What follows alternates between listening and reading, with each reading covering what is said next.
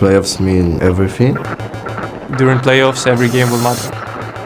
So you actually should give every single moment you have for it. But where you're going to go down on top of Heimerdinger, and he's going to blow you to pieces.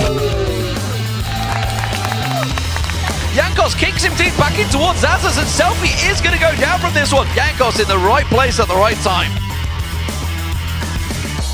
The entire season we've been building up to the playoffs. No best of one. We will prepare ourselves even more. If you lose, you're out. If you win, you're gonna go further. There's a double bubble, and that means trouble and shutdowns in there. I think the atmosphere during playoffs was a lot more intense. Our goal is to stay for the next split. You gotta perform harder, we gotta perform better, you gotta show your best.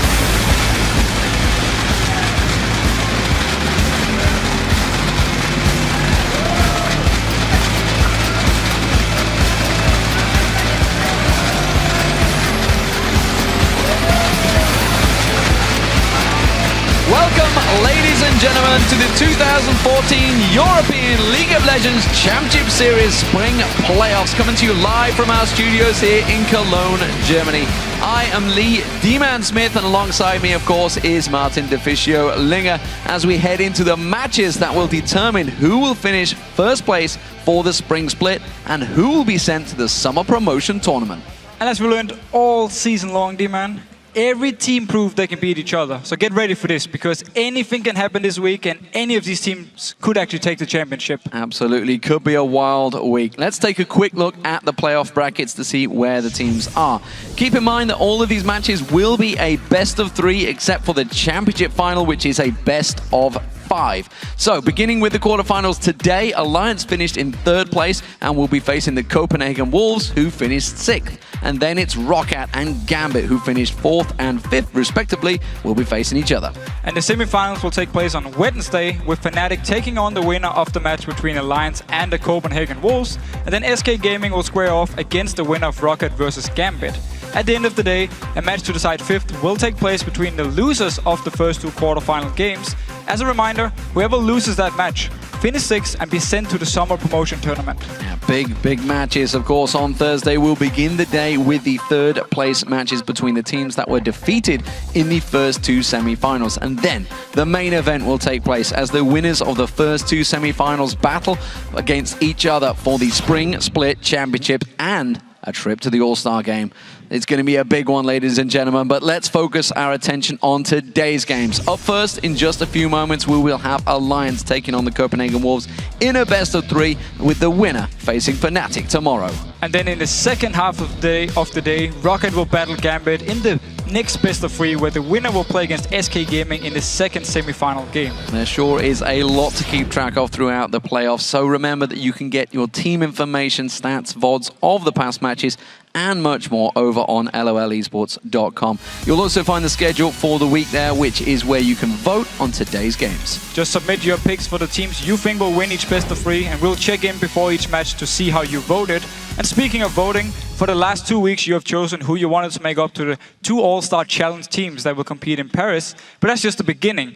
This week you can submit your vote to pick 2 former pros who will join the teams in a single hexakill mode game during All-Stars. Yeah, this is going to be fantastic. Just log on to vote.lolesports.com and choose 2 of the 5 candidates, including the former European mid laner Shushay, well, he was technically top laner, and of course our very own shoutcaster Jat from North America, who you just saw in the preview show.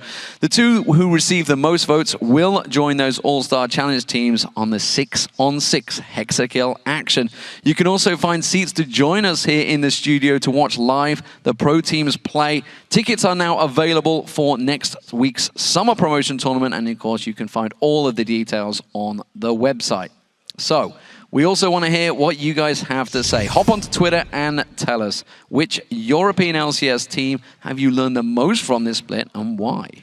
Actually, I have to say Alliance, to be honest, because they showed how important teamwork and coordination is during the season. Came in, big names, didn't work out in the start, learned how to play together, and now they've just been looking so strong. But we, of course, want to know your answers, so send them to us at LoleSports and use the hashtag LCS. We'll choose our favorites, and Shox will read them on air later in the day. Okay, ladies and gentlemen, it is time to begin the European LCS Spring Split Playoff quarterfinal match between Alliance and the Copenhagen Wolves. During the Spring Split, the head-to-head between these teams was 3-1 in favor of Alliance, but more importantly, the final time they met was the very last game of the season, which of course Alliance won. That decided whether there was going to be a tiebreaker as well. It was a big game, trust me.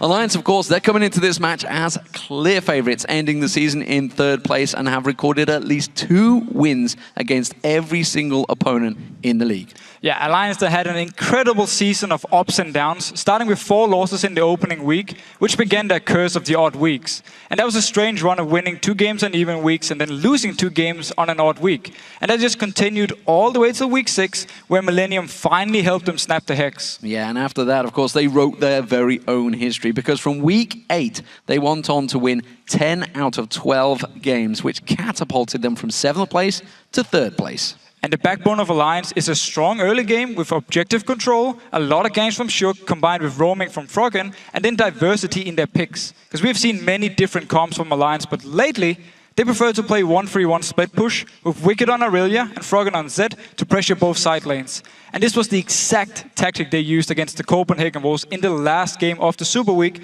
where the Wolves, yes, they managed to defend for a long time, but they never had a real answer to the Alliance split push and just ended up losing after cowTard got caught out of position. And of course, Wicked's Aurelia he's demonstrated once again that he is at his best on his most loved champion. With a KDA of 6.33 in those 7 games, he's always done well on farm, and he's really proven to be an elite top laner in Europe once again. Yeah, Wicked had a shaky start to the season, where we often saw picks like Malphite and some very strange builds. But he's changed his champions and builds, which is why we see him dominate on the likes of Aurelia now. And the only issue for Wicked is the fact that Aurelia could actually be banned away in these games, and his 2 next most played champions, Trundle and Renekton, are far away from the same level. Yeah, and of course a player who certainly cannot be banned out is the second Dane on Alliance. It is, of course, Froggen. He was named MVP twice this split, and he's been performing well all season long. He's always had a very strong laning phase, and if you combine that with his great roaming ability and his deep champion pool, you have to consider Froggen the best mid laner in Europe. Highest KDA of mid laners in Europe with 4.36. Second highest mid laner in kills with 121. And the best farming mid laner with an average of 347 CS a game, then Froggen has really shown how fantastic he is. People said earlier in the season that Froggen was stuck in Season 2 farm meta, but he really proved people wrong. Because strong laning phase and synergy with Shook makes the early game from Froggen and Alliance very deadly, and whenever Froggen gets ahead, he will just roam around the map now and create pressure. Meanwhile, the Copenhagen Wolves, they had a fairly steady opening this season. After storming through the amateur scene, which they secured their place in the LCS Spring Split by beating Meet Your Makers 3-1, everyone was just unsure how strong they would actually be. It turned out they were actually pretty good, taking wins from every single team in the European LCS, including a clean sweep over Millennium 4-0. They stayed steady and they've never once moved above 4th place or below 6th place throughout the entire season. In my opinion, the Copenhagen Wolves have been very hit and miss this season, because they're very consistent against lower ranked teams, as they tend to play very risk-free. The Wolves, they focus on a strong laning phase from Forgiven and Unlimited, and then with Amazing just helping out all the lanes. And if they get ahead, the Wolves will then slowly grind you out of the game by taking objectives and just extending their lead until they're confident enough to tower dive or just push for the Nexus. However, getting ahead early has been an issue against the better teams, and it's simply because for the Wolves, it's only the bottom lane that's very strong. Unless YoungBuck, he pulls out the donger, then him and cowTard, they're going to rely on Amazing to help them out in the lane if they want to win. Well, I mean, Amazing is a play you have to highlight when you're talking about the Wolves. Double MVP winner with some great performances on Lee Sin all season long. Amazing is one of the best junglers in Europe right now. Yeah, and the numbers, they speak for themselves when we're talking about Amazing. He's the jungler in the EU LCS with the most kills. He's also the jungler with the highest kill participation. 33% of the first bloods for Copenhagen Wolves are on Amazing, and he collected the 2nd most kills for his team. Amazing is a real MVP, and he will be able to carry his team if he performs on the highest level. His main job is often to get Forgiven and Unlimited ahead early in the lane, and then focus on helping out cowTard and YoungBuck, who tend to struggle 1v1 in their lanes.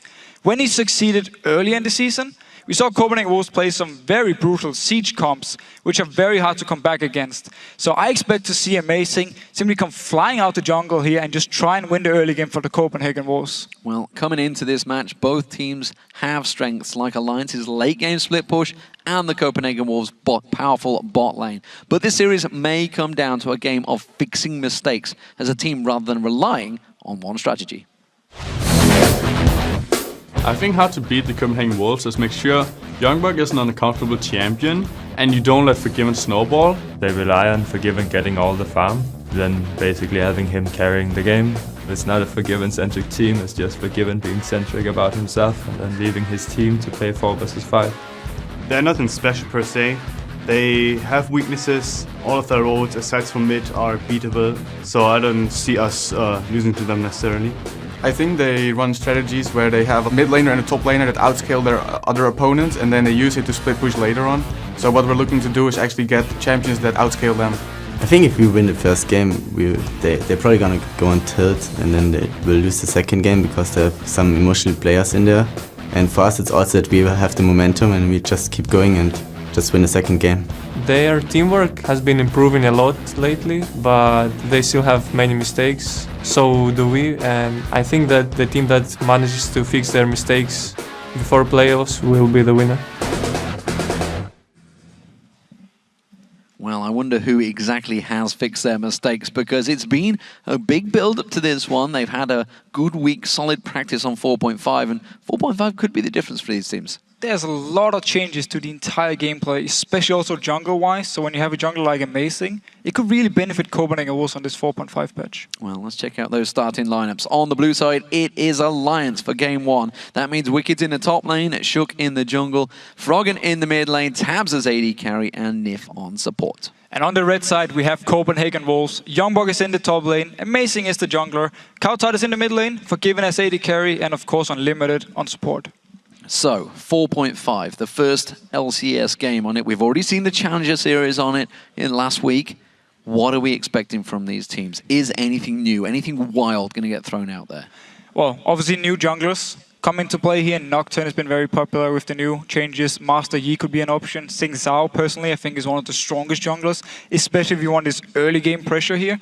So there's a lot of new junglers. Both Amazing and Shook can put into play here. And that, of course, changes everything for everyone else, because you need to adapt to these new strong bruisers jumping in your face. Playing the AD carries, who are very immobile, like Jinx, can be more risky now compared to before, because you need to be able to escape when a Zhao or Nocturne jumps into your face. So let's see what the bot lane decides to play here. And I think Karma is going to be a big deal too. Well, here we go, ladies and gentlemen. Picks and bans underway for game 1 of the quarterfinals playoffs. Lucian banned out, no surprise, going straight towards Forgiven, aiming for him there, nearly being taken away. We expect that to be banned every single game against Alliance, of course, because Froggen is so strong in it. And there is the ban. We talked about it just a moment ago. Aurelia being taken away from Wickd. How much will that hurt Alliance? So 2 direct target bans from the Copenhagen Wolves instantly, and I really think that's the right tactic to use, because Wickd has been so good on Aurelia and okay on the rest here. So target away this 1 pick for him, remove it for the game. At the same time, over on the Alliance side, I think that maybe they want to force Forgiven to go Caitlyn, because Caitlyn is a lot easier to deal with. She doesn't have the same amount of damage when it comes to the mid game as a Lucian. Well, these bans have blown through there. Evelyn also taken away. Amazing and Shook both been playing that one. It's actually Alliance that banned it out, despite it being pretty much Shook's main champion.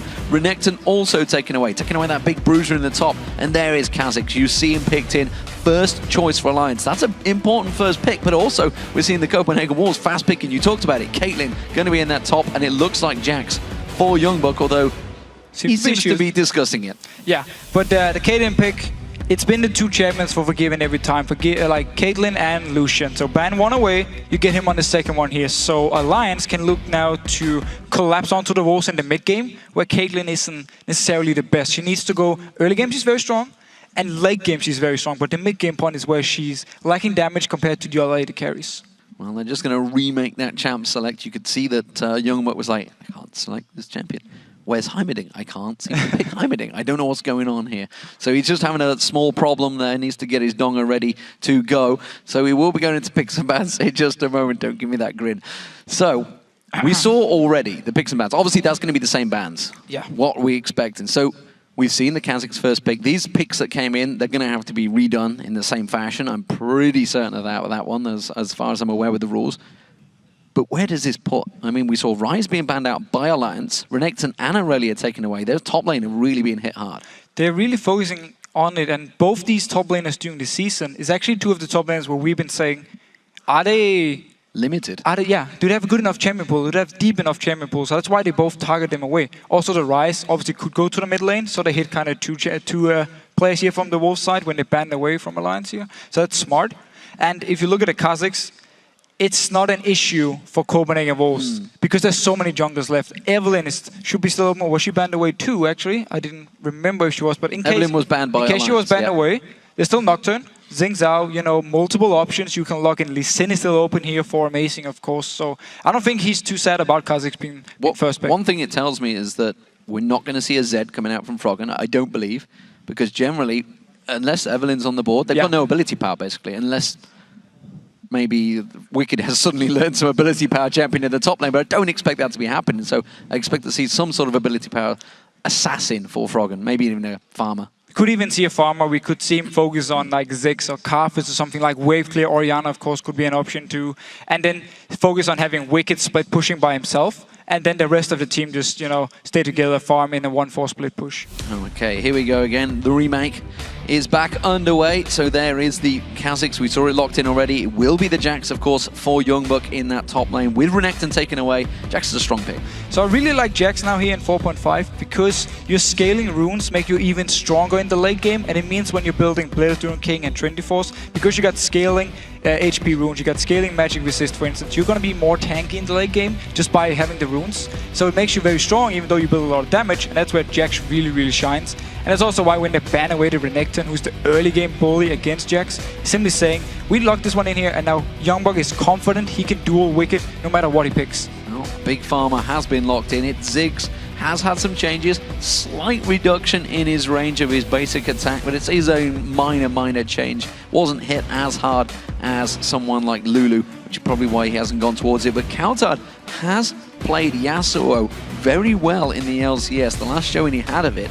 I wonder if they're going to be thinking of this one again. But if they do log into Yasuo here, they need some more things to set up his ultimate, because so far the first two champions here won't do anything. Of course, there's one of them, Ziggs out with his ultimate, can activate it here for Yasuo, so he can jump in, join the fight.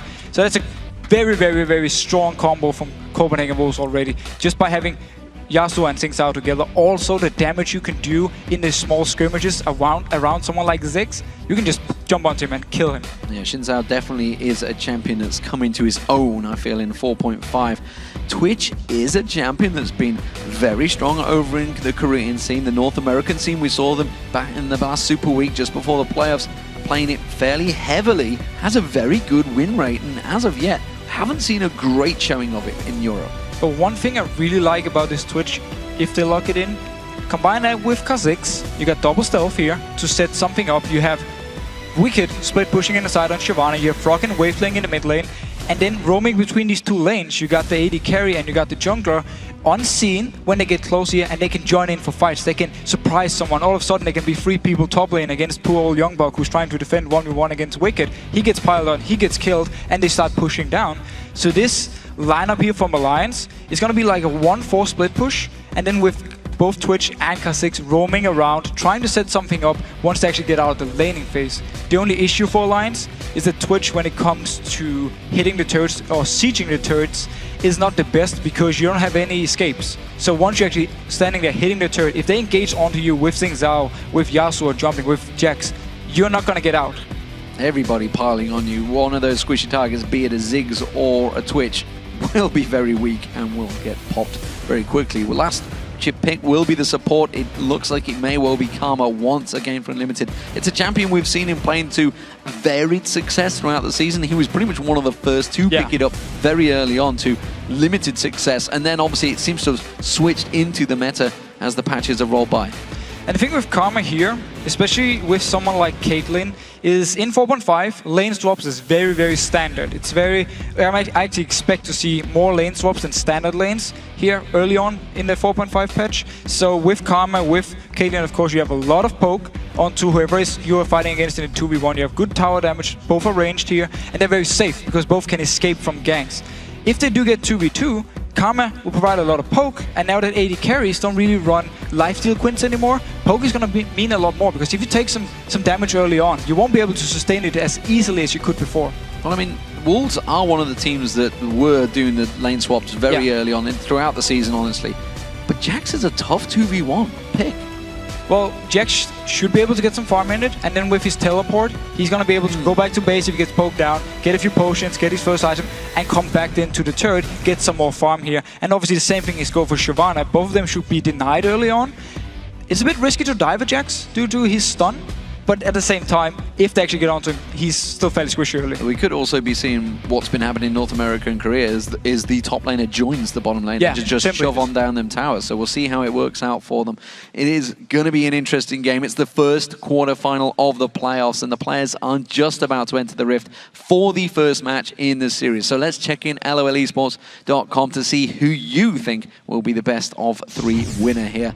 The first game, it is going to be Alliance, of course. 81%, no surprise there. They are the 3rd place finishers. They are the favorites, and they should be. I mean, I think many people expect Alliance to either 2-0 or at least 2-1 advance on, and then face is a Fnatic in the next round here. So for me as well, Alliance will be the favorites. But going into the game, looking at their composition, I get a little bit scared, because whenever they actually want to hit a turret, there's so much pile-on, engage-on potential here from Copenhagen Wolves to just get onto Twitch, get onto Ziggs, and just blow them up instantly. And what an interesting game it is for Shook as well, coming into this matchup. He, of course, was on the Copenhagen Wolves before the spring split began. Back in October, he chose to make that choice. He switched across, so he could be on either side of the winning team here. Not too sure how it will work out for him. But here we go, ladies and gentlemen. We are about to get in the game. Game 1 of the quarter-final playoffs here in the spring split. Alliance on the blue team facing off against the Copenhagen Wolves as the red team.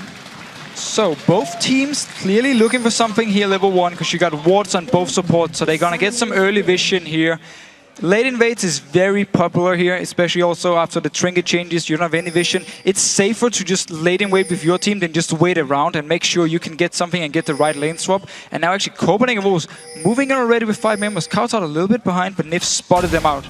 Well, it is going to be a 5-man push from the Wolves. They have got that early ward, and they've put that early ward placement down on the red. You can see the ward also picked up by Nyph, so looking to maybe do that same thing. And we'll see whether Alliance go for that late invade or whether they push straight in towards that red buff. As of yet, they are staying in there, and you just saw the entire Copenhagen Wolves team backing to base. And I think Copenhagen Wolves want to try and bait Alliance to think they're still waiting in here at the red buff, so they want Alliance to move up to their own red buff and then possibly collapse on them. But it seems though the team is still moving as a group now, going towards the blue buff here, hoping to find Alliance. Well, meanwhile, Alliance are making their own moves. This is a lot of counter-tactical play going on between these teams. It is going to be the blue buff start for the Copenhagen Wolves. You saw YoungBuck being the first man to go in towards that bush. He wanted to be the front man. Meanwhile, we are seeing Wickd, Shook, Tabzz, and Nyph, 4 men piling in towards that red buff. And you can see neither teams really have each other's position. Nobody knows where anyone is right now. But again, this is the thing we see so often now with the trinket changes, because you don't have vision.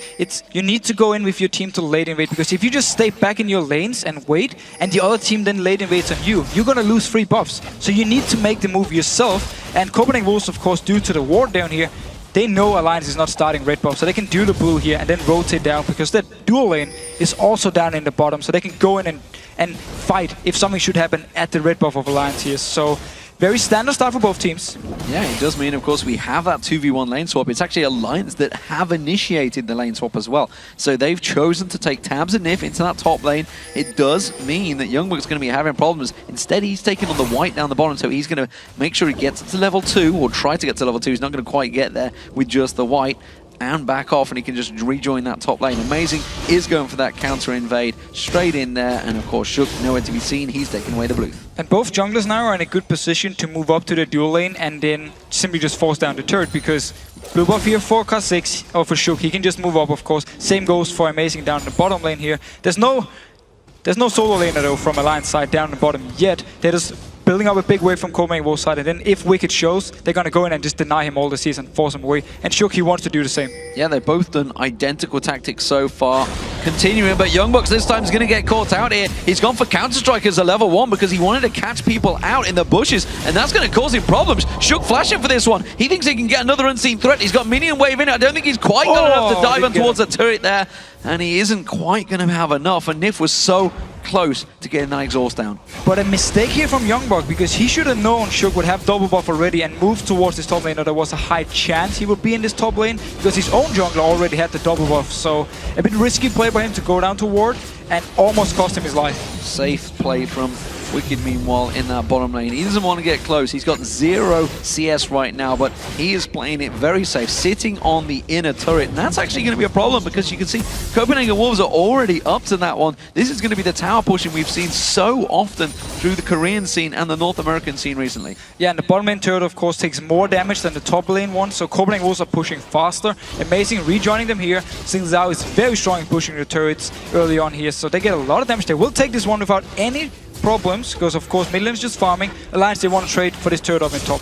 Yeah, they should have enough minions. Second wave is coming in there. You can see Wickd staying very well deep away from this one. YoungBuck doing the same, trying to get just a little bit close enough to try and maybe sniff some of the experience as the tower hits it, but it's still very cautious. There's the second turret of the game for Alliance. So both teams equal. They have to go back because the Wolves, they're going to keep pushing here. Yeah, Alliance, either they want to trade the turrets here because Copenhagen Wolves, they will pick this one up very easily. We can't do anything. Nyph taking turret damage. Oh, the last hit actually went to Shook here. It's always a problem for the top lane team that pushes along. That inhibitor turret is going to go down. The Copenhagen Wolves, in 5 minutes, have taken the first inhib turret of the game. They got the inhibitor now. Alliance, they didn't recall yet. Jumping onto Wickd. This could be massive problems. They get the 3-talent strike. They bounce him. They get the first blood down. The Copenhagen Wolves are going to push on towards the inhibitor. Alliance has still only just gone back. If they can get that inhib down, those super minions will wreck everyone in the bottom lane. Big mistakes from Alliance here. After the second turret went down in the top lane, they should have recalled instantly.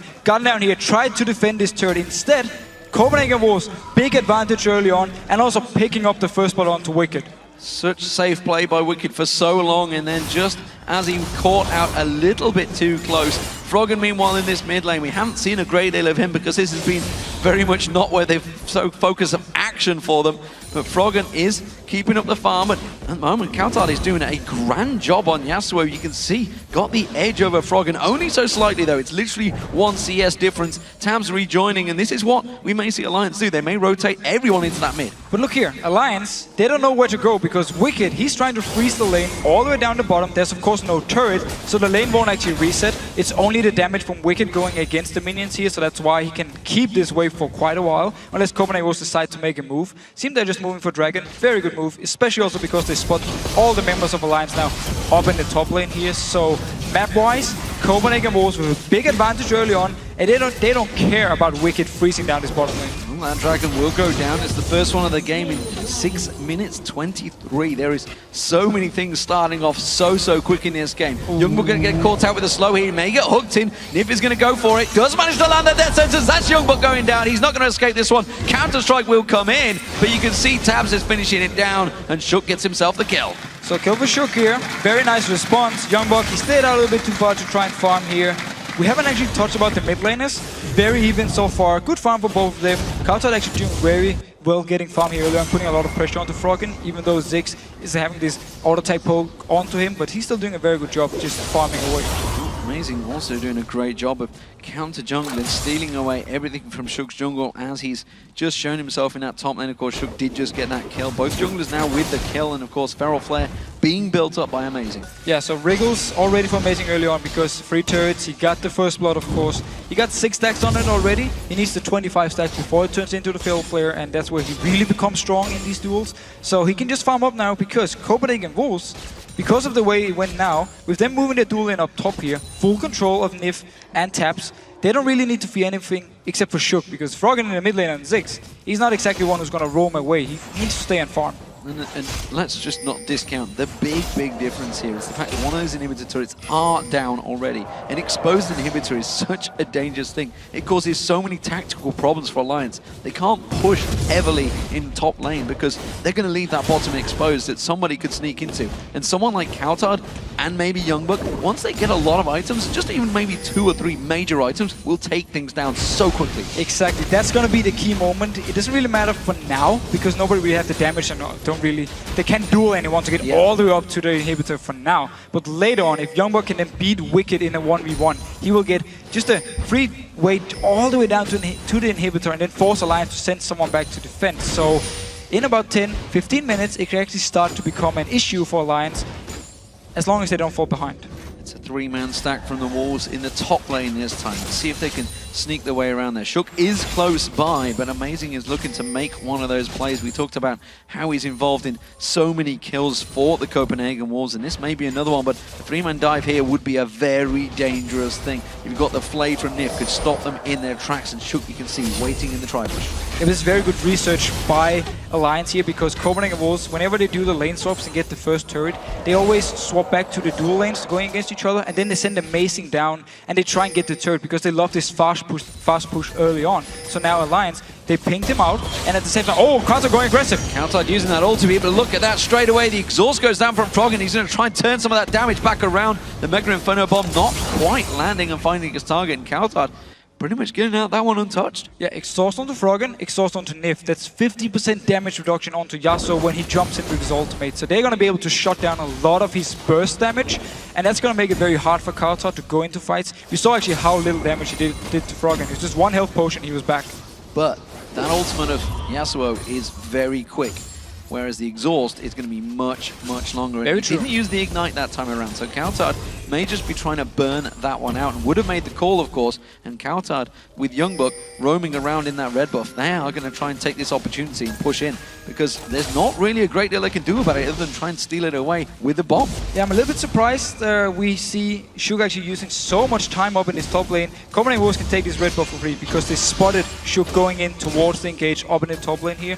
And you invest so much time onto a Caitlyn and Karma lane, so mobile, so easy to escape, and at the same time you got heal and exhaust, it's going to be very hard to kill them. Yeah, and if they could have burnt out the flash, which I believe cowTard was aiming at for Froggen, it's a scary time for Ziggs to have a Jax, a Zhao, and a Yasuo all jumping on you in mid lane, and he is fairly exposed right now, which is why they haven't got any wards. You can see the river anywhere around him, so they could easily hit them level 9, 10 modes, which they are getting into, and just tower dive on towards him.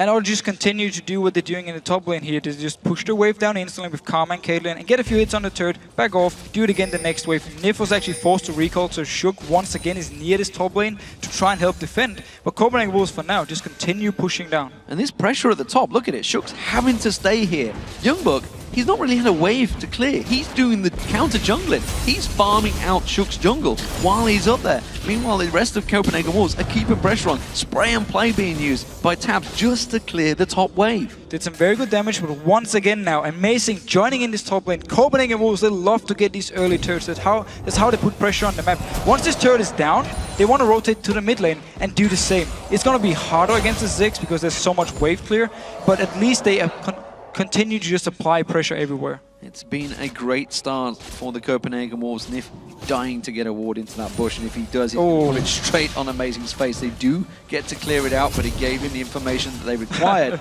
Second one gets cleared out. Well, it's a good job he managed to buy that Sightstone as his first item. So again, Copenhagen Wolves actually stay in the lane, they didn't back.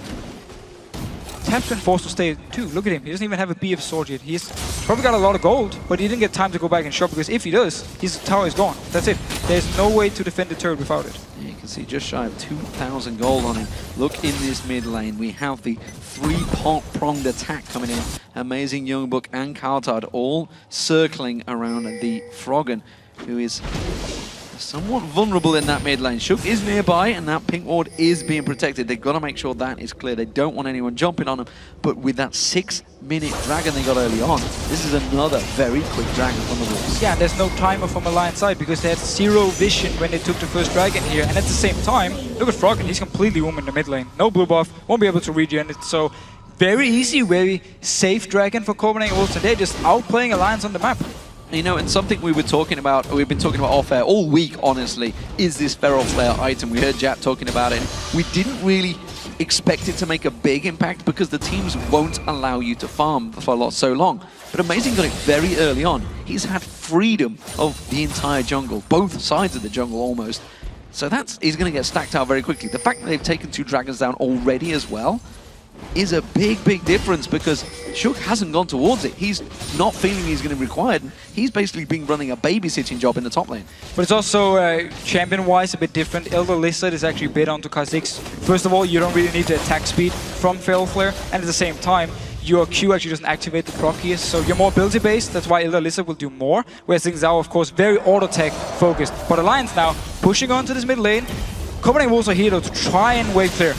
Well, the Wolves finally alleviated some of that pressure in that top lane. Alliance managed to try and take that opportunity to push into mid lane turret. They have 4 members here. Wicked's also doing this split push. This is what we talked about at the beginning of the game. They're going to go for that 4-1 split. It's not going to work out this time around, but that's a glimpse into Alliance's tactical presence this early on. And for the tactic to work for Alliance, they really need these outer turrets gone because they need to have Shook and Tabzz who can roam between the lanes. As long as the outer turrets are here, it's going to be very hard for him to sneak down unless YoungBuck is standing all the way up at the inhibitor from Alliance side, which obviously he won't. So they need these outer turrets gone, they need some deep wards, and then they can start roaming around. So how do we counter this? Because we haven't had a chance to see Wicked up against YoungBuck a great deal. They haven't really butted heads once in the lane. Obviously, we know Shyvana has a weaker early game. We're hitting level 9 for now, so it's going to start coming into her own. But it's up against the Jax. Jax gets stronger and stronger and becomes an unmovable object. Yeah, Jax becomes very, very strong, especially damage-wise, which is where if someone like Tabzz goes down to try and kill him, he needs to be very careful, because if YoungBuck jumps onto him, he's going to have enough damage to just instantly kill him. And Tabzz is actually down in this bottom lane now.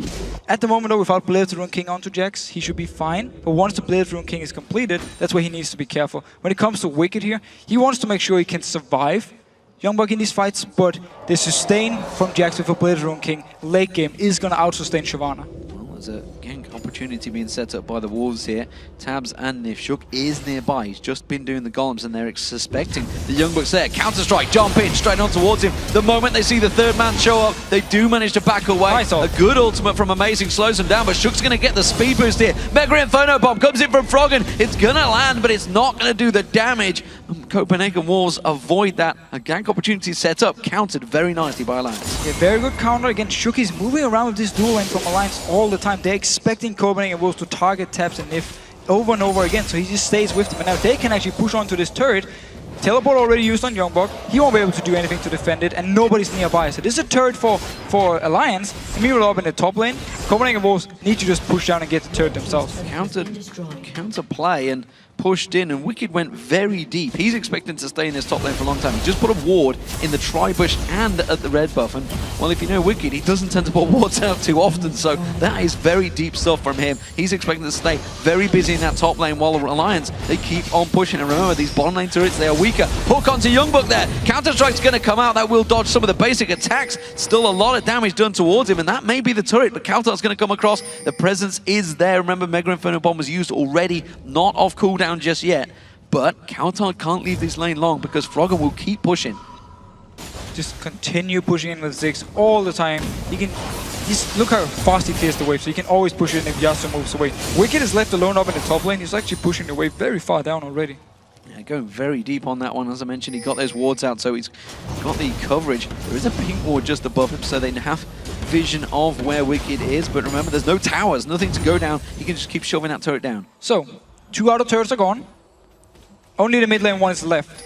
Yasuo, it's very hard for him to defend, at least if he's alone in there against the Ziggs, against the Twitch. They will be able to take the turret now. So look at Alliance instantly just moving all the members into this mid lane here because they want to push it up, want to get the last outer turret, and then really start roaming around with deep wards and try and catch Copenhagen Wolves out. If they can shut down YoungBuck from getting his Trinity Force now, his next item, if they can delay it by quite a lot, then the power spike of Jax, you know, as long as you delayed, you get a lot of free time. You get at least like 10-15 minutes where you can roam around and control the map before he gets this Trinity Force, and he can start kill Wicked 1v1.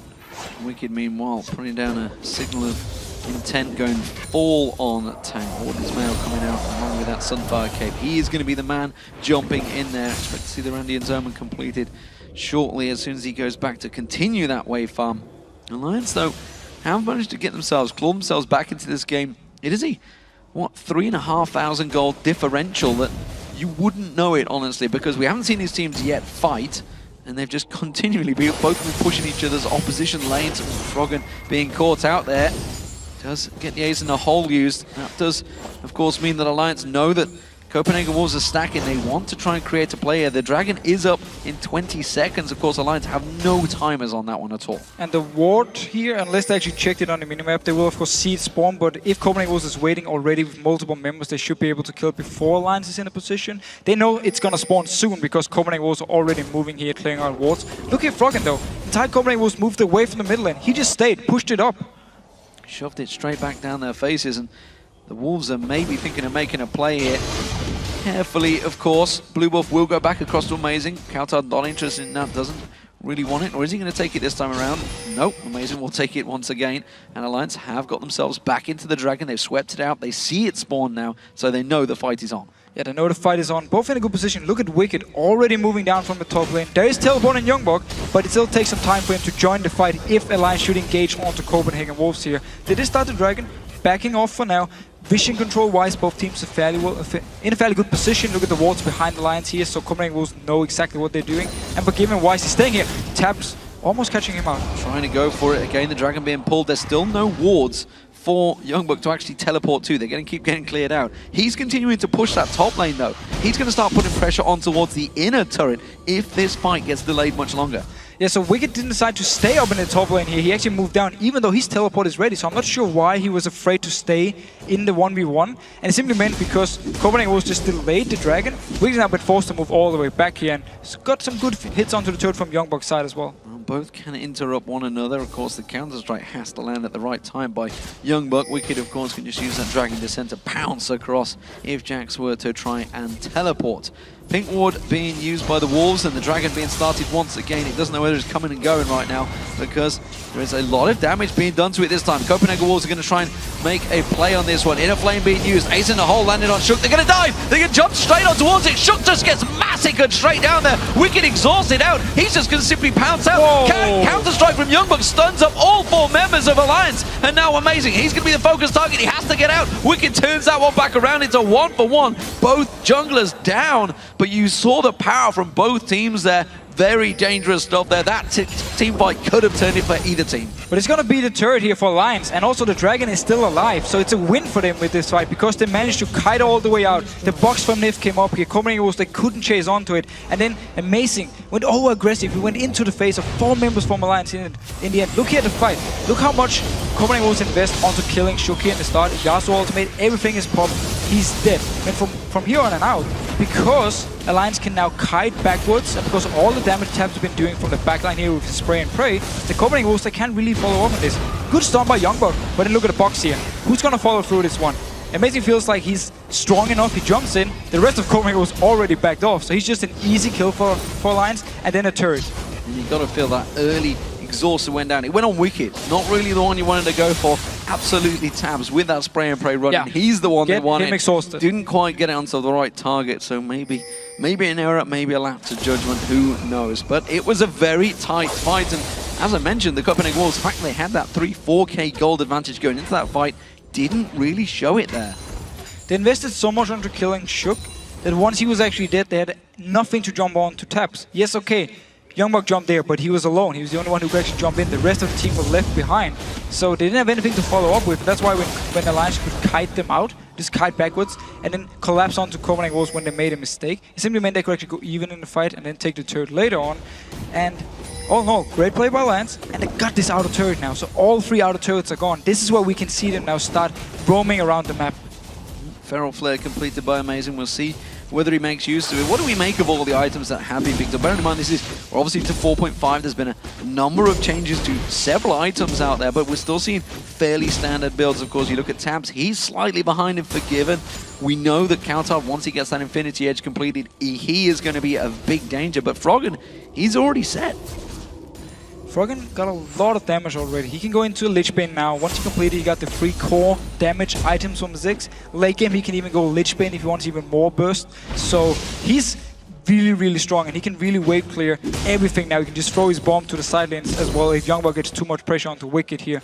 cowTard actually moving up. Again, no Infinity Edge yet. He needs to employ his Fury Storm, but YoungBuck going in. He's going to get stunned up. Is it going to be enough, though? Uses that Dragon Descent just to pounce away the moment that cowTard showed himself. He didn't want any of that. He is pretty tanky. He's the tankiest member by far of Alliance. They've invested all of that gold, but they have to worry about this 3-pronged attack right now. We're going to see the Ziggs bomb coming out here. The Mega Inferno bomb will be used by Froggen to clear this wave, I feel. The moment they all show themselves, they can't let them just get free time on this tower. They are going to, and that's going to be an inner turret to Copenhagen Wolves. Easily done. Very easy turret for Wolves here. Froggen wasn't with the team over here. He tried to stay there to defend. He actually did nothing. Tabzz, though, getting some good damage onto the turret. Needs to back off. No minions. He was actually tanking a few hits. Ace in the hole used out there, and the rest of the Wolves are rotating around. Froggen was trying to push on down to try and make a play there, and instead almost got caught out in the mid lane as the 3 members, the 3 assassins, the 3 amigos of Copenhagen Wolves all look to dive in towards that little yordle in the mid lane. Yeah, so Froggen looked a little bit confused here. First he wanted to move towards the top lane to defend, but he didn't actually commit to it. Then he went back to the mid lane. Then he moved slightly over here to the bottom lane where the rest of his team was.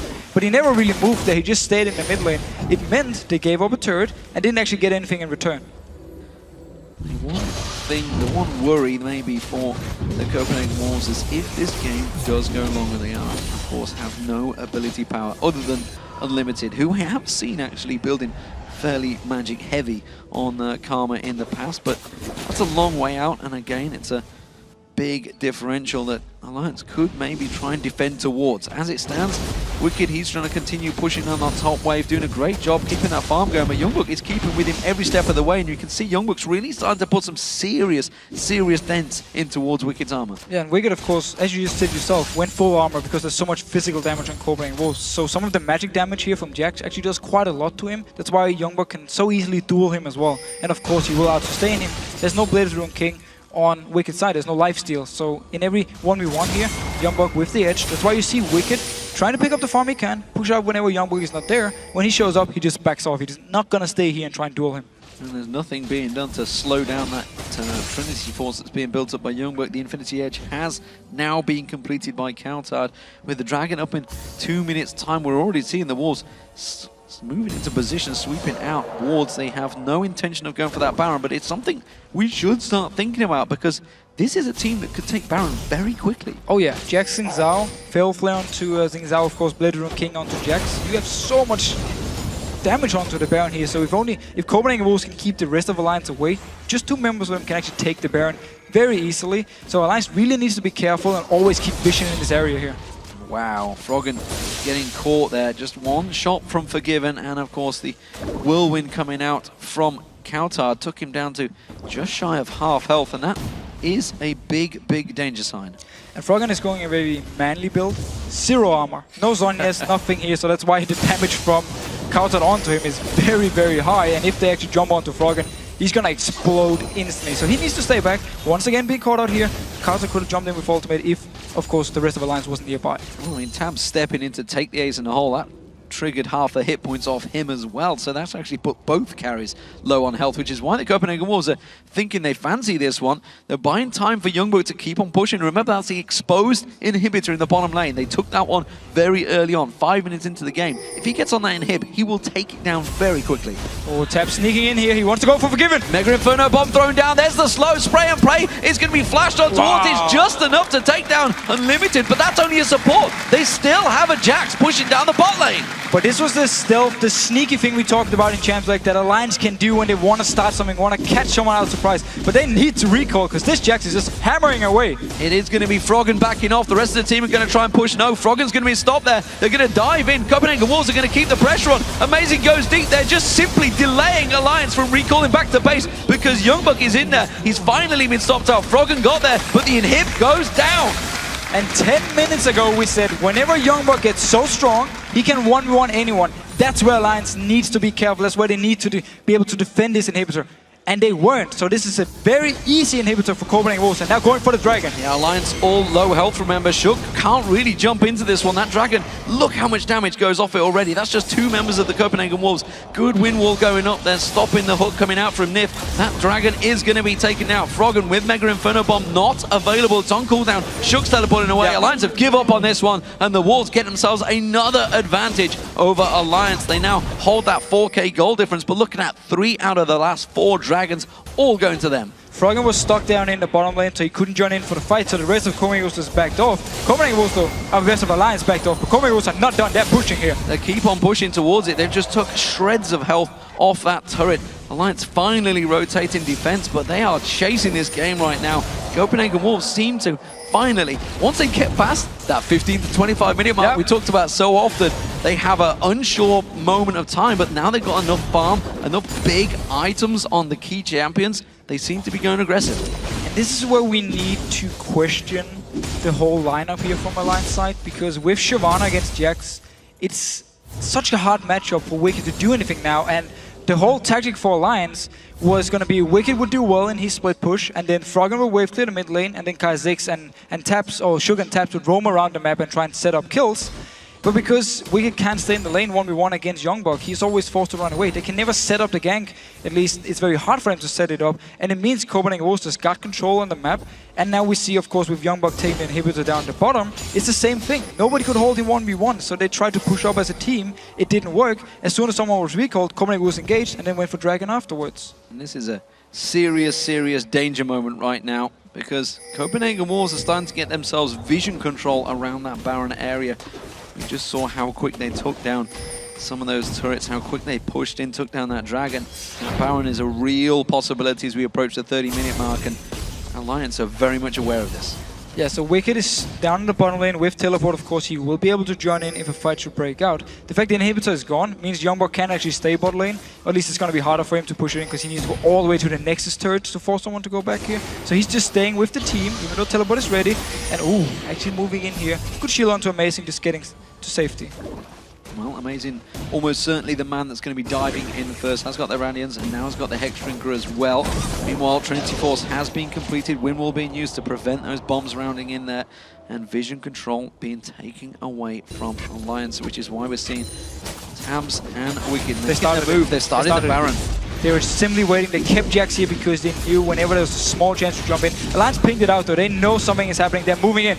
They're going to try and come around there. Quick leap away. The Baron, though, was taken down to half health. They're not going to stick around. Instead, they're going to dive in. Nyph getting caught out there. He's going to use his ultimate, almost pins it out there. Shook jumps in, but gets straight away exhausted. He's going to go very low. Wickd doing the damage, and meanwhile on the backside, Tabzz getting pounced on by YoungBuck and Amazing. Wicked's going to try and get away. He quickly gets knocked up, jumped on, pounced down, and Copenhagen Wolves smash Alliance. They go 4 for 1 and take the Baron. And this is the Baron for them. They kept YoungBuck up here with the team because of the threat of him starting it up. They needed Jax to do this naturally here. As soon as he jumped in and started together with, I believe it was Forgiven over the wall, then Alliance, they needed to react. They had to go into this area here to try and stop it, and then Copenhagen Wolves just collapse onto them.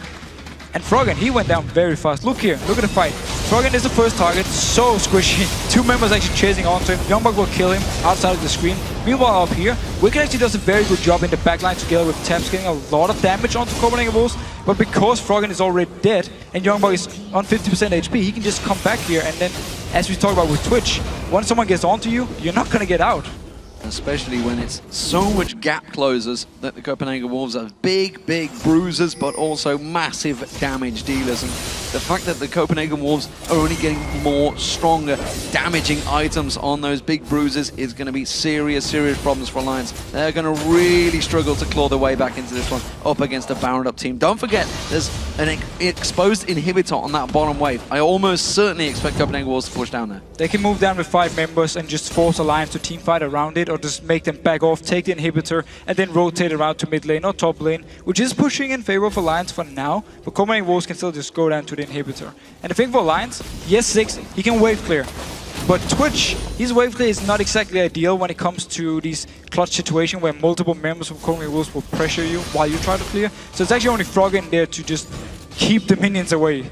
Remember, there's Jax in that mid lane, YoungBuck. He can keep pushing. That turret's going to go down in the mid lane. He's been left alone, and he's taking that turret all on his own while the rest of the Copenhagen Wolves rotate around. It is only a 4v5 right now, but all the Copenhagen Wolves are doing is buying time. YoungBuck's still pushing that wave in the mid lane.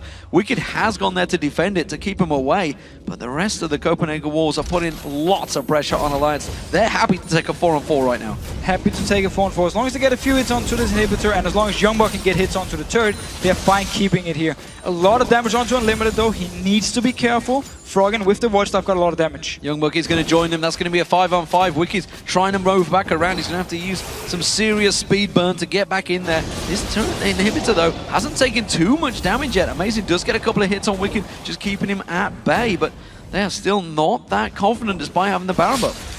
Well, again, they need to be careful because they don't want to get in range of the Nexus. Also, the fact that Alliance can come back and heal and then rejoin the fight if they escape here. So it's a bit tricky spot for Copenhagen Wolves to fight, but they want to get this inhibitor. Yeah, they finally got in. There's going to be the hook on YoungBuck. There's the inhib going down. Super minions coming along the bot wave. Look at the chunk of top wave though. Someone is going to go back and deal with that one from the Wolves. They're going to rotate around. Teleport. It is going to be YoungBuck going back there. Has got teleport available and just uses it to get straight up and clear out a giant wave and get himself a massive stack of gold.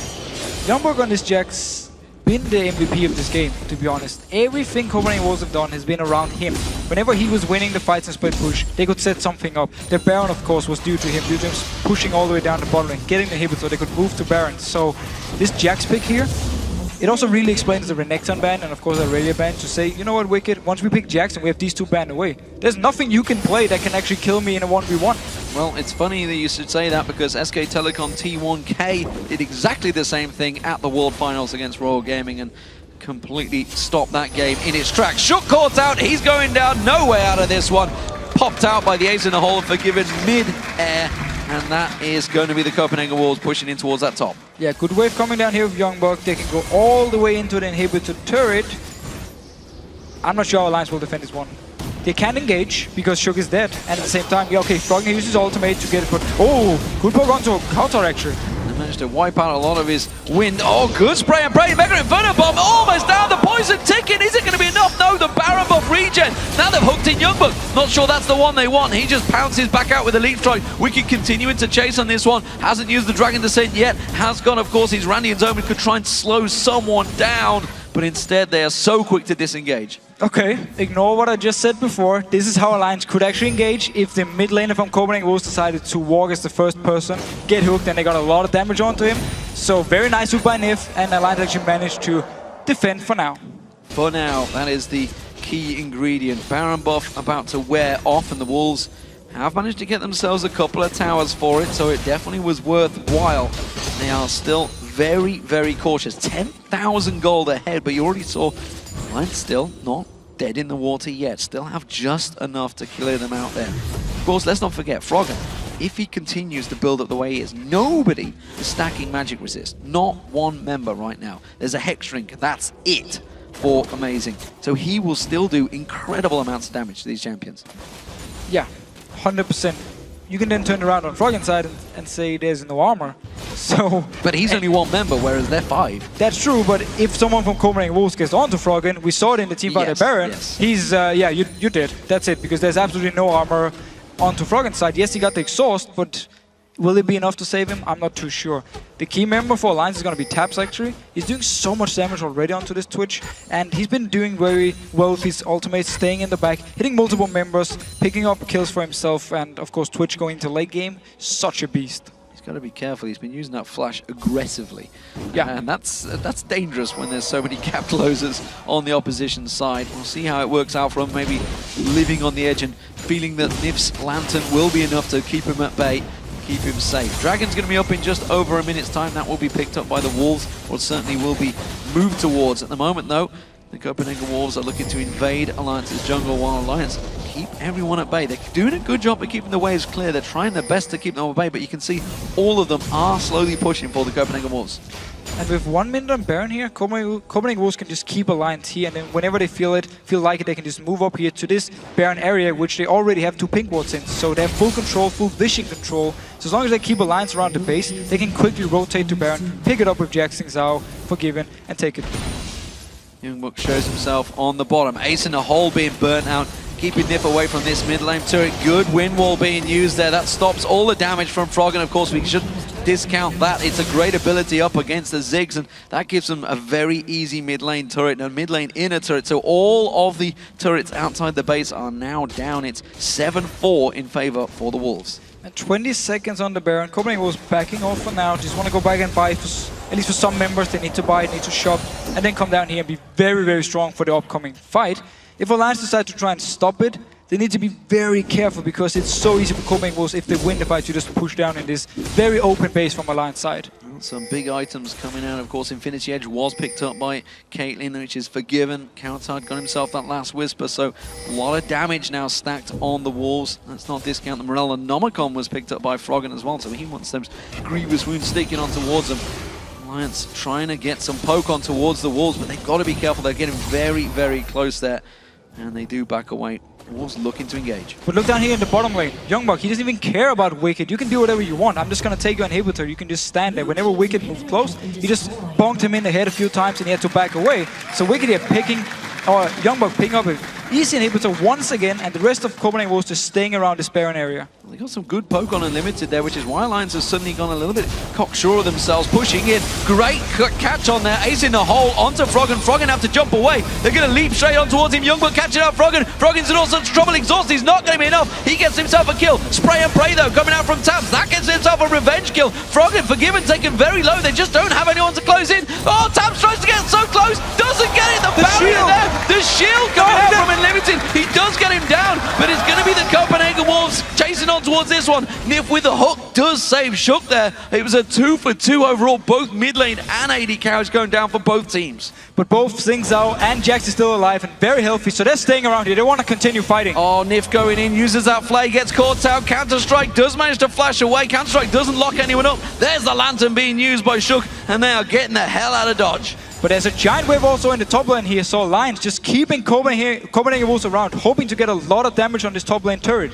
Well, it's going to do enough, and it's going to try and interrupt them on that Baron. They don't want to let them go in there. Dragon Descent will be available shortly for Wickd. He hasn't quite built up the fury to get in there, but look at those minions on that top wave. That turret is being pummeled by their ranged champions, and the minions slowly coming in, but it is doing enough to take it down. Somebody has to deal with it. We do see cowTard respawning. He's going to clear the wave. And again, this team fight we just had here, Tabzz was just left by himself, spraying and praying, hammering away onto Copenhagen Wolves. YoungBuck once again went for Froggen. Yes, he killed him, but actually the exhaust delayed the kill a bit, so YoungBuck couldn't join the fight in time. Once he actually joined, Tabzz had already killed 2 members, and then yes, they killed him, but they'd only traded 3-3. So very good team fight by Alliance actually, and very good position by Tabzz. So Alliance rotate in. They get themselves vision control of the Baron. The Copenhagen Wolves all respawn, return back towards it. Super minions all on that bottom lane. They're going to be on the Nexus turrets now. Now somebody has to deal with this from Alliance. And actually, amazing going here to try and stop them from recon. This turret is gone. The super minions got it. Copenhagen Wolves staying around here. Wickd is down to defend. There's no teleport. Wickd cannot join this fight if it were to happen. This is simply going to be interference duty for Alliance. Remember, the Mega Inferno Bomb is available. Unlimited takes some good poke there from Froggen. Froggen does not have exhaust either. There were key ingredients in the last fight. Shook getting caught out. There's going to be the Baron taken down so quickly. They did manage to take down Unlimited there, but wow, that was a simple pickup really, but it's the Wolves with the Baron. They're just going to push on through, and I'm not sure Alliance can stop this push anymore. No, and look how much damage Copenhagen Wolves had onto this Baron here. This went in, 2-3 seconds later, Baron was dead. That was it. YoungBuck actually jumped out to get Sugar away so he could go in and smite, and the Baron just went down instantly. Ultimate was used on Froggen, too late. Yes, they picked up a kill onto Unlimited, but there's absolutely nothing here. Copenhagen Wolves, they don't care. So they can go down here once again. Inhibitor's gonna respawn. They can pick it up and then go up to the mid lane, go to the top lane. And the worst thing for Alliance, now with only 1 turret left, is that whenever there's minions down here and teleport ready on YoungBuck, even if they're pushing up to the base of Copenhagen Wolves, he can teleport down behind them and just destroy this 1 turret and then finish the game. The Trinity Force and Blade of the Rune King did just actually pick up a Thorn Mail, as another Thorn Mail was completed by Amazing as well. They really are going to target Tabzz. So the moment Tabzz hits that spray and pray, It's going to hurt. And it's also the reason YoungBuck actually jumps onto Froggen, because if Froggen gets to stay in the fight alive and continue throwing out bombs, due to so little magic resistance on the Copenhagen Wolves, then he will do a lot. But now they're stacking armor, so the damage from Tabzz is going to be less. That's why they can actually leave him alive a little bit longer and just focus on killing Froggen instantly. Check out the double bloodthirster being picked up by Forgiven. It's not something we often see in an LCS game, that's for sure. Making sure he gets that lifesteal stacked in. So I know the style of Forgiven is always to go full damage. I would actually like to see him pick up a Guardian Angel, for instance, because of all the damage they got on Zhao and Jax. He actually just needs to stay alive. And then after the team fight, he needs to be the one also pushing down the turrets, of course, as Caitlyn. So I would like to see a defensive item on him, but it seems he got different plans. He doesn't care about defensive items. We do see Leandri's also being started by Unlimited. We'll see whether he completes that one, but the rest of the Wolves are pushing in. That inhibitor, of course, is down, is respawn, sorry, in this bottom wave. And they are going to just push back in towards it. There's a big wave on the top. That's going to push in. That's going to be an area to rotate for, but they could try and end the game right here. Froggen has to be very cautious of his play. Has no flash available just yet. Does have his exhaust back up, though.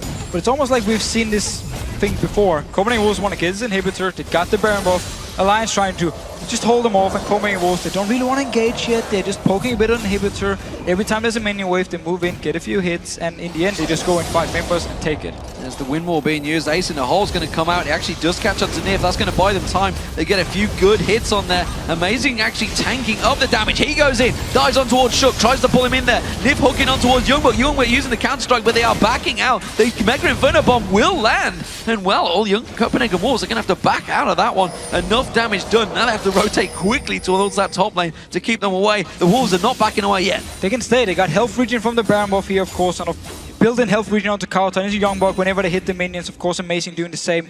And Alliance invested the spray and pray. That's the key ultimate in these fights. It's gone now, so it means Copenhagen Wolves, they feel confident staying around. They're going to try and catch out. Froggen the key now. The Wolves, he's the man they're going to try and focus on. That's where Zhao may dive in. We're going to see YoungBuck leaping on towards him. That inhibitor, well, it only needs a couple of hits. That's not, well, it is the focus, but it's not really the focus. The champions are the focus. The end game is the focus. They're using that wind wall again to take down the inhib. They're going to try and rotate around there. Ooh, Wickd getting caught out. They choose not to go for him as a target. They're just rotating up to this mid lane here. They need to push it down, of course. Alliance, plenty of time to rotate themselves and defend, but yes, they got a turret now, but a turret against these tanks with so much armor is not going to do a lot in these fights. There's actually going to be the same deal now. Copenhagen Wolves moving in, get a few hits on the turret, Alliance trying to push them off, and then just do the same dance over and over again. So we'll see how it works out for them. Alliance have been chasing this game the entire time from the very beginning, from that very early mistake. Level 1, level 2 play, pushing down those turrets, the top versus the bottom turrets. The bottom one's always going to be weaker, and once they chose not to recall when that inhibitor turret is being hit, it's opened up every opportunity for Copenhagen Wolves in this game. Yeah, so turrets were weaker, of course, on Zhao versus Kha'Zix when it comes to pushing turrets. Zhao is so much stronger, so they were just very, very fast at pushing down the turrets, and it was a big mistake by Alliance.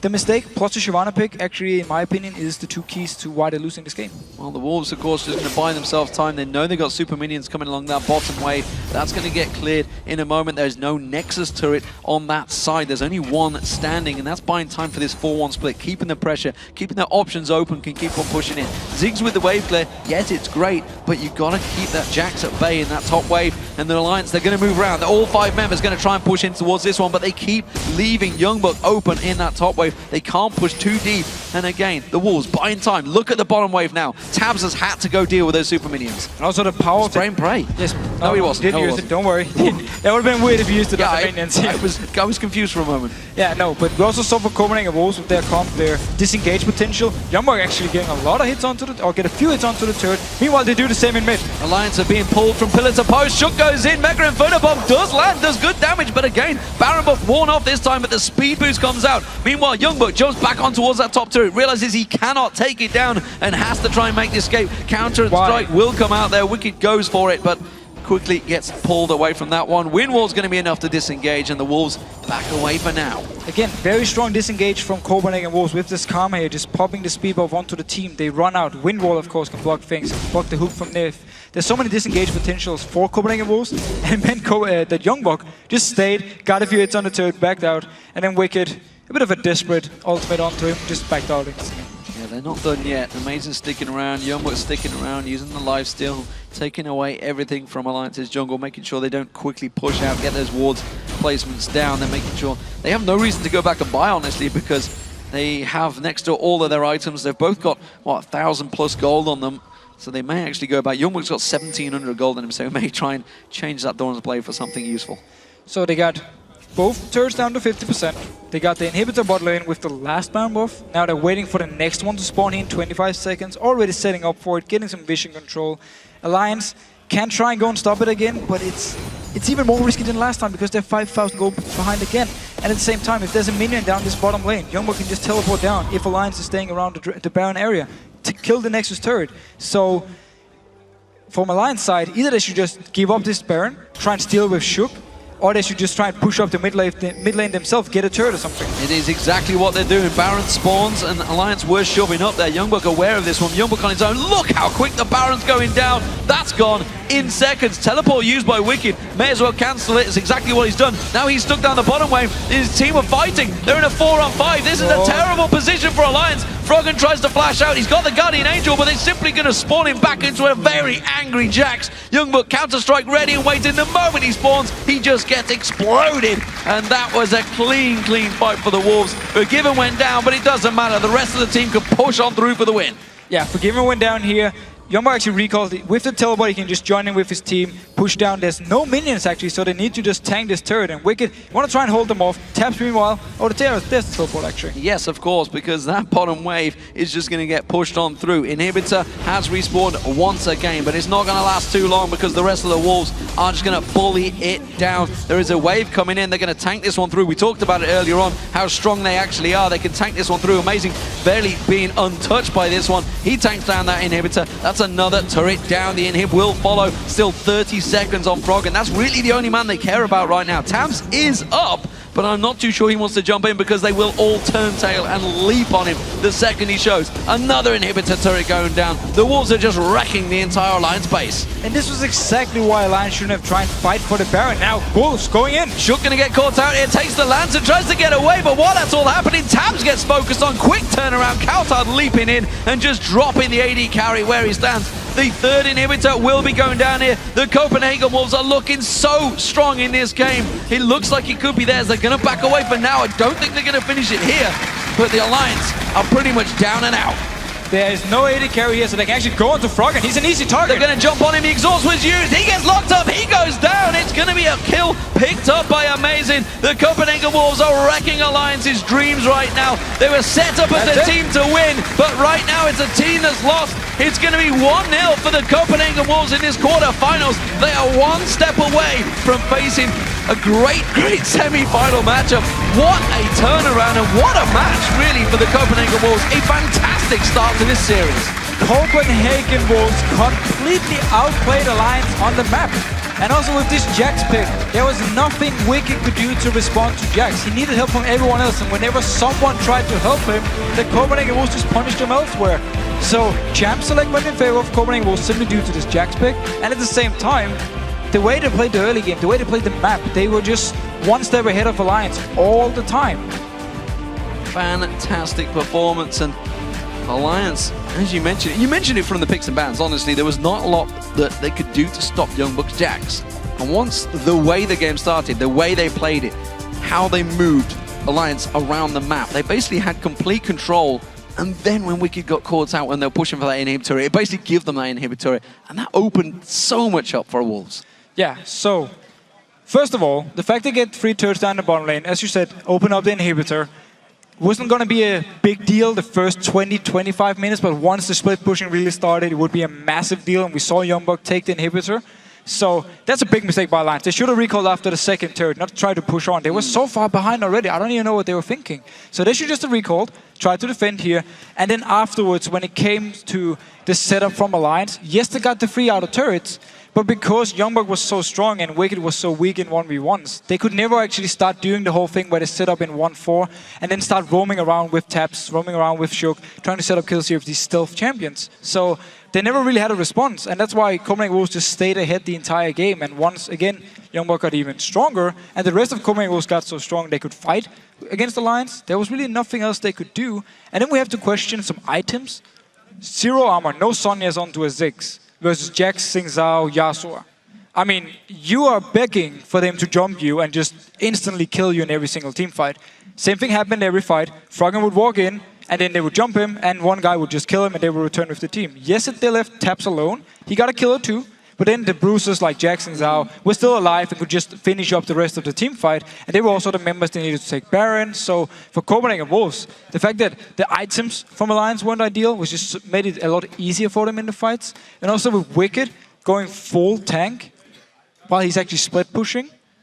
No Blade Rune King, nothing, no 1v1 potential. You're not going to keep a Jax away from your exactly. turrets. Yeah. Like, you're gonna be there. Yes, you can take a few hits in your face, but you're never going to do anything to him. He's just going to say, yeah, I can just hit you, and continue moving down. So you got to question the items from Alliance, and then, of course, you got to question the decision-making. Also, going in for the last Baron actually cost them 3 inhibitors because they died 2 or 3 members when the Baron was already dead. And when does the mindset take you? You've been in this situation. You were in the playoffs in the summer with Ninjas in Pajamas. Where does it put you when you go that one game down? You know, do you just reset your mind, go back to what picks and bans, you know, you would have statistically worked out coming into this game well in advance of time? Or do you have to quickly go, guys, we need to change our game plan here? So this is the worst thing, is when you just played against someone like Jax. Jax destroyed you, and even though it wasn't your plan to ban away, you need to now adjust. You need to say, what of the 3 bans we had in the first game can we now skip? Give them one of these picks. Is it Evelynn or something? Give it to Amazing, and just ban away this Jax. Or do you say, we don't think Jax was the issue, our own mistakes were the issue, so we can just give them Jax again and not make the same mistakes here. That's the decision you need to make as a team, and that's very, very hard, because a bad decision, for instance, going back to relegation, NIP versus KMT, where Kayle was left open 2 games in a row, was a bad decision. People thought we can deal with Kayle. Couldn't. Kayle was just too strong. So it's the same kind of things here. Do you think you can deal with it? Is it just because you need different picks, different play style, or do you want to change it? And then also, of course, the mentality. You need to tell yourself, yes, I need to win this game, or I'm out of my chances of going to Paris, or win this split. But you actually need to completely ignore that fact. And just say, you know, this is just a standard game. This is just a completely standard game. Just go in full focus. Don't even think about the fact that you are down 1-0. Got to play with the pressure off you. It's not a thing that most players can do. It's really when the best begin to shine. Let's check in with Shox and Quickshot at the analyst table, where we have Super Hot Crew's Mr. Rales with them for some insight. Thank you very much, Demon. And of course, also thank you to Mr. Rales for joining us here today to analyze all these games. And let's get right into it. The first map of Alliance versus the Copenhagen Wolves, picks and bans. To me, a little bit odd, maybe. Alliance banning out the Lucian and then leaving the Caitlyn, even though they had a first pick. Yeah, I think Alliance got really surprised that they banned 2 top laners. And I think they expected a Kha'Zix ban. So they had to pick the Kha'Zix because he's really broken and let Forgive Me get his Caitlyn. And I think the Lucian ban was a little bit strange. So talk to me a little bit about the early stages of the game. We've seen that Copenhagen Wolves got all the way down to the inhibitor turret before 5 minutes on the clock. It's something we've been talking about as casters, why teams are doing this. But in your opinion, who did the right things and who did the wrong things in that situation? I think Alliance did the right thing with lane swapping, because playing against Kate Karma is really difficult, especially as Twitch. So they had to lane swap. But that they went for the 3rd turret was a mistake, because Zhao takes the turrets way faster, which made the result that they got 3 turrets and they got 2 turrets. So I think they should have backed off after 2nd turret and then have timed it with a cannon wave so to push towards their side. Because the thing that happened is that Wickd had to freeze bot lane, and then the bot lane went top lane again, which resulted in a free Drake for Copenhagen Wolves. So they definitely played the swap a little bit bad. So very strong play by Wolves out the gate. In your opinion, had you been in the same situation, what else could you have done other than backing earlier? Is there a counter to this type of play style, or is it just a matter of trading towers and see what happens? It's a matter of trading towers. But if they timed it correctly with the cannon wave, then Wickd could have went top, and they could have pushed out bot lane and tried to go for that turret instead of just giving Frake. So that inhibitor turret was down and the inhibitor was open basically probably negated every plan that Alliance had for that game, or probably. And as said, they immediately went for the dragon, the Copenhagen Wolves, and that later also went into the very first team fight of the game. And we have a replay of that. Yeah, so we do. Dragon control was great for Copenhagen Wolves. They got the first couple of spawn. The first time we've seen Alliance contesting was around the 20-minute mark. Let's pull that replay up onto your screens right now. Leading up to this moment, Copenhagen Wolves had been flirting with the Dragon for about a minute or so, half committing, then backing away. Let's roll the clip out, and you'll notice that the Wolves are finally going to go all in for this Dragon. Now, when we're watching the clip, you'll notice that Alliance are going to commit. They're going to start backing away once they get jumped on. This is a great last breath from cowTard and Yasuo. And I want to ask now your opinion on the positioning of both of these teams. Who was, in the right and who was maybe a little bit out of place? Well, obviously, Shyv was a little bit out of place. But that Copenhagen Wolves chased and allowed Tabzz to do a lot of damage, while Ziggs can just throw down bombs, was a really, really bad decision for Copenhagen Wolves. They should just have gone the Drake and one kill and just backed off. It's actually something we see Amazing doing fairly often. When he feels confident, he does jump in and goes a little bit bloodthirsty at times. Yeah, absolutely. And actually someone who does that as well is Tabzz. Sometimes he uses his flash very offensively. He was on Twitch. You played Twitch just 2 weeks ago. Tell me a little bit about positioning on Twitch and maybe how Alliance could have swung the game if they had a team fight where he might have been in the right position. Well, first of all, I think Tabzz did the right thing by making picks and flashing for it, because in most cases they got a free turret for it. But positioning with Twitch is about hesitating a little bit and just wait for them to make mistakes. Like at the moment they chase for your team, you're allowed to do a lot of AoE damage with Twitch, and that's why Twitch is so strong. So something where he could do a lot of AoE damage is when you're caught in the Baron pit, for example, and that could have been the issue, and we have a replay of one of the Barons. It's like you're reading my mind. Yeah, incredible. So the second replay comes a little bit later in the game, around about 30 minutes on the clock, and as Sharks has pointed out, it is around that Baron pit. Now, the Baron had been started off by the Wolves. They peeled away. Alliance had actually started this fight off. Tabzz comes in from the side. Now, Mr. Rolls, once again, who's playing this team fight better? Copenhagen Wolves is obviously playing the team fight better. They called out Froggen out of position, and then they split up a little bit, so Tabzz wasn't allowed to do as much damage as he wanted to. And yeah, then they just kill them all, and Tabzz is caught out of position. Now, when you're in a position like this, 5,000 gold down, that's not game-ending. It is a big lead, obviously, but should Alliance have been grouped up? Should they have approached this Baron pit differently? Because this was really the team fight that sealed the deal as far as the Wolves were concerned. Yeah, they probably shouldn't have been that split. Like they have 3 people at Baron and then 2 behind the blue buff. So they were very, very split with a 6, which is not really great against Jax, Zhao, Yasuo, who is so mobile and can get in your face really quickly. And they should definitely have been a little bit more grouped.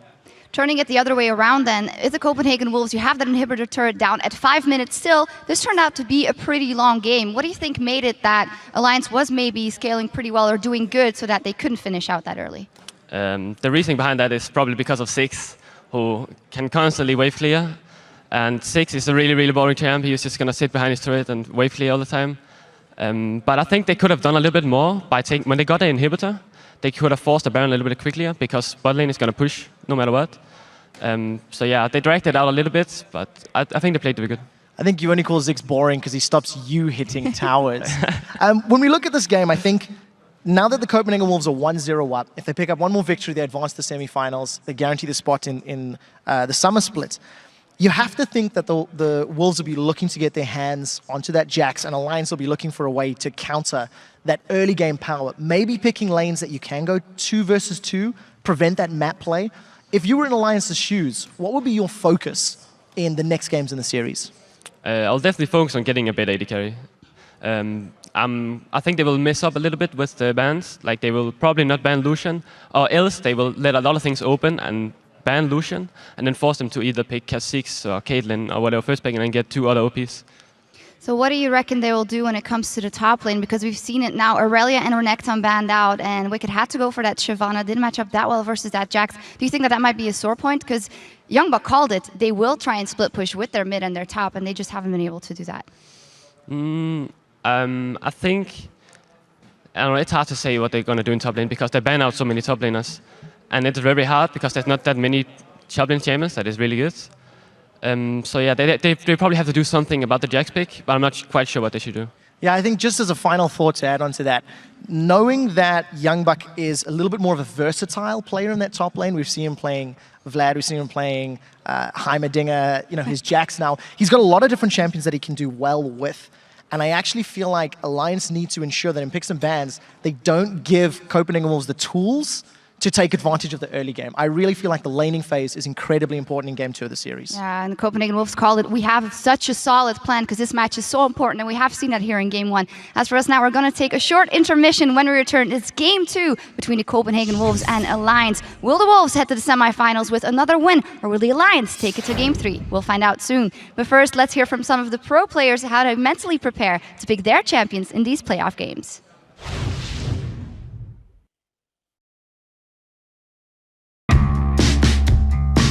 During playoffs, normally you will go for your comfortable picks because it's the one you practice for the setup. You can risk picking something different, but to do it, you have to train a lot with it, and we don't really have time to try new picks, and what's more, to train them to be sure they will work. I think when you lose the first game, that the mindset and how the loss happened is very important. If you've just gotten outplayed, you might go for something crazy the second game because you realize that the normal strategy doesn't work.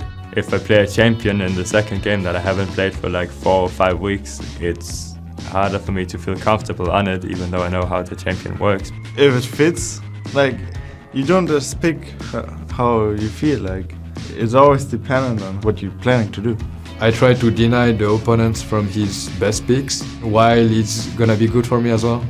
I don't need to play my comfort pick to play well. I have been playing some picks that I haven't trained for weeks or months in LCS and still did really well with them.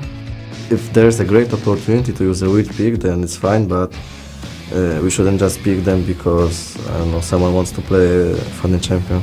If you actually play everything on a good level, then you can counter-pick everything or like just play something that makes sense. There's no reason to pick anything weird.